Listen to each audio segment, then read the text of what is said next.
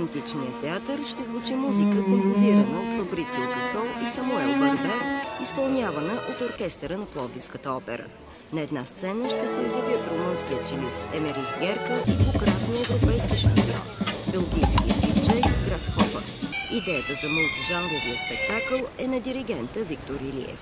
Той се свърза с нас и с оркестъри, с децата и с тези хора отвън. Той е основната спойка на всичко. И така на сцената заедно ще се представят професионални музиканти и деца на възраст от 6 до 16 години.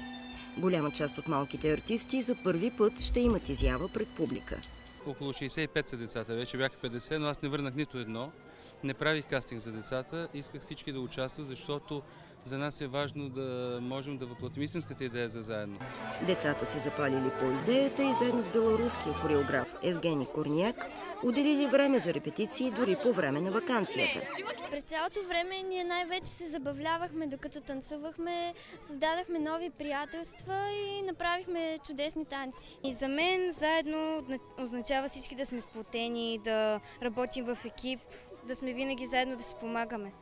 Постановката на спектакъла е дело на Валерий Кьорлински, а художник по осветлението е Давид Дюбрине, който се грижи за представленията на Френската национална опера.